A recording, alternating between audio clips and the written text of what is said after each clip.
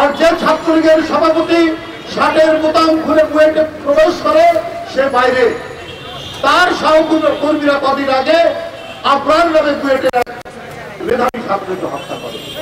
তারা দাপিয়ে বেড়ায়, তাদের দাপটে ধরণীর ধুলো বাতাসে উঠতে থাকে, আর হাবিবরা থাকে জেলে। হাবিবরা নিপীড়ন নির্যাতনের শিকার। প্রধানমন্ত্রী কদিন আগেই বলেছেন, 2 দিন ধরে তিনি বলছেন যে তাকে নাকি কিছু রাজনৈতিক দল উৎখাতের চেষ্টা করা হচ্ছে। তো আমার বলা হচ্ছে, রাজনৈতিক দল উৎখাতের চেষ্টা করবে কেন? তারা আপনাকে উৎখাতের চেষ্টা করছে। আপনাকে তো, আপনি উৎখাত হন, আপনার সরকার উৎখাত হোক, এটা তো জনগণ চাইছে।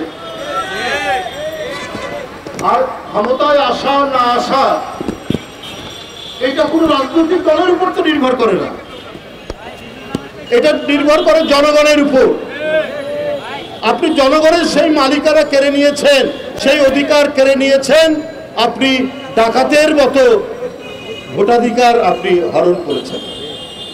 তো সুতরাং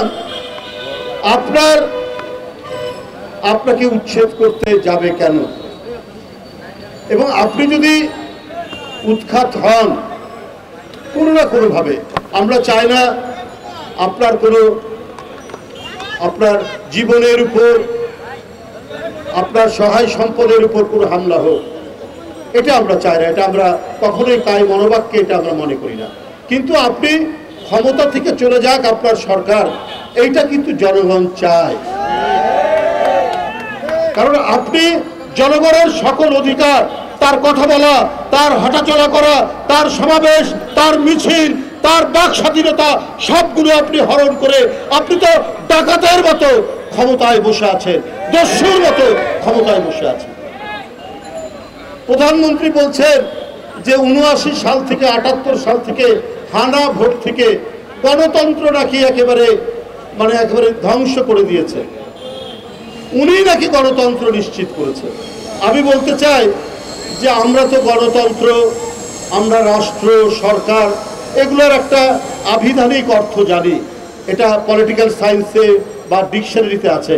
কিন্তু শেখ হাসিনার আপনার যদি রাজনৈতিক যে তার চিন্তাধারা, তার কথা যদি আমাদেরকে জানতে হয়, তাহলে শেখ হাসিনার জন্য আলাদা একটা ডিকশনারি, আলাদা একটা পলিটিক্যাল সায়েন্সের ডিপার্টমেন্ট করতে হবে। কারণ উনার গণতন্ত্রের অর্থের নমুনা একটাই আপনাদেরকে বলি। গতকাল কক্সবাজারে আপনি জানেন একজন বিখ্যাত না কুখ্যাত একটা এমপি আছে, তার নাম কি বদি। তিনি প্রকাশ্যে রিভলভার নিয়ে উপজেলা চেয়ারম্যান কি যেন নুরুল আলম, আওয়ামী লীগেরই লোক, তার দিকে উঁচিয়ে যাচ্ছে। সে কেন আবার উপজেলা নির্বাচন করবে? তার লোক উপজেলা নির্বাচনের চেয়ারম্যান হবে এবার। এই হচ্ছে শেখ হাসিনার গণতন্ত্রের নমুনা। সরিষাবাড়ি, সেইখানে আওয়ামী লীগের যিনি প্রার্থী, তার পক্ষ থেকে বলা হয়েছে এইখানে আর কেউ উপজেলাতে দাঁড়াতে পারবে না। সরিষাবাড়িতে আপনার হাসনাত আব্দুল্লাহ বরিশাল, তার মনোনীত প্রার্থীর বিরুদ্ধে যে থাকবে তার নাকি হাত পা ভেঙে দেওয়া হবে। এই হচ্ছে শেখ হাসিনার গণতন্ত্রের নমুনা। এই গণতন্ত্র তিনি চালু করেছেন যখনই ক্ষমতায় এসছেন। এই গণতন্ত্র চালু করেছেন 5ই জানুয়ারি 2014। এই গণতন্ত্র তিনি চালু করেছেন 2018-এর 30শে ডিসেম্বর। এই গণতন্ত্র তিনি চালু করেছেন 7ই জানুয়ারি, ডাবে নির্বাচন এইবার। তো সুতরাং তার কথা, তার মত অনুযায়ী গণতন্ত্রের ব্যাখ্যা দিতে হবে। বাংলাদেশ থেকে জনগণের অধিকার বলে যে কথাটা আছে, এই কথাটাকে তিনি মুছে দিয়েছেন, নিশ্চিহ্ন করে দিয়েছেন। কেন? সেটা হচ্ছে তিনি যে দুঃশাসন চালাচ্ছেন, সেই দুঃশাসনের বিরুদ্ধে কেউ যেন টু শব্দ করতে না পারে। তারপরেও বলতে হবে যে শেখ হাসিনা সুশাসন চালাচ্ছে। এটা শেখ হাসিনার ইচ্ছা, এটা শেখ হাসিনার মামার বাড়ির আবদার। উন্নয়নের কথা বলেন, শেখ হাসিনার উন্নয়ন কি? ওই যে একটা প্রবাদ আছে না, অন্ধের হস্তি দর্শন, অন্ধের হাতি দর্শন। এই হচ্ছে শেখ হাসিনার উন্নয়ন।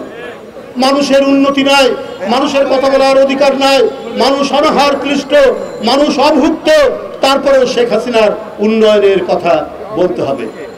শেখ হাসিনার উন্নয়নের আরেকটি নমুনা আপনার বোরো চাষ, আমন চাষ, আলু চাষ, পেঁয়াজ চাষ, এর জন্য গরিব কৃষক 5,000 টাকা 10,000 টাকা ঋণ নেয়। সেই ঋণ পরিশোধ করতে না পারলে সুদসহ সেই কৃষক কারাগারে। আর যে লোক 10,000 কোটি টাকা ঋণ নিয়েছেন, শিল্প ঋণ নিয়েছেন, তারা হচ্ছে ক্ষমতার ঘনিষ্ঠ। তারা কি? তারা কিন্তু প্রকাশ্য আলোতে ঘুরে বেড়াচ্ছেন এবং সরকারের পাশে থাকেন তারা। এইটা শেখ হাসিনার সুশাসনের একটি নমুনা। 10,000 টাকার জন্য গরিব কৃষক কারাগারে, আর 10,000 কোটি টাকা যিনি নিয়েছেন নিয়ম বহির্ভূতভাবে, তিনি শেখ হাসিনার সরকারের পাশে থাকেন। এই হচ্ছে আপনার দৃষ্টান্ত। বন্ধুরা আমার, এই কারণেই তিনি তার এই স্বৈর সরকার টিকিয়ে রাখতে চান। এই কারণেই একটি দুর্বিনীত জালিম শাহী তিনি টিকিয়ে রাখতে চান। আর এই জন্যই তিনি গণতন্ত্র বিরোধী দল বিএনপি এগুলো সহ্য করতে পারেন না। এই কারণেই আজকে হাবিবুর রশিদ হাবিবরা কারাগারে, এই কারণেই আজকে আব্দুল কাদের ভুইয়া জুয়েলরা কারাগারে, এই কারণে হাবিবুল নবী খান সোহেলরা কারাগারে, সাইফুল ইসলাম নীরবরা কারাগারে। আমি আজকের এই জনসভা থেকে আপনাদের কাছে উদাত্ত কণ্ঠে আহ্বান করছি, আমরা শান্তিপূর্ণ আন্দোলন করব, শান্তিপূর্ণ থাকবে, কিন্তু আমাদের গায়ে যদি লাঠির বাড়ি পড়তে থাকে আর কতদিন শান্তিপূর্ণ আমরা করব? প্রতিরোধ, প্রতিবাদ এবং প্রতিরোধ এইবার একসাথে যুগ্মভাবে চালাতে হবে। না হলে আরো অনেক হাবিবুর রশিদ হাবিবদেরকে জেলে যেতে হবে, প্রতিকার পাওয়া যাবে না।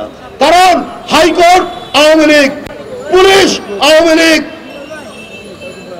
প্রশাসন ডিসিএসপি ছাত্রলীগ যুবলীগ, এইরকম একটি পরিবেশ। এই পরিবেশের মধ্যে মানুষ দম বন্ধ হয়ে যাচ্ছে, কোনো ন্যায় বিচার নেই। মানুষের আদালতে যাবে, শেষ প্রতিকারের জন্য কোনো প্রতিকার নেই। তাই সুশাসন, আইনের শাসন, ন্যায় বিচার, এর জন্য একটি গণতান্ত্রিক আবহাওয়া তৈরি করতেই আমাদের সর্বশেষ লড়াইয়ের প্রস্তুতি নিয়ে কাজ করতে হবে। সকলকে ধন্যবাদ। খোদা হাফেজ।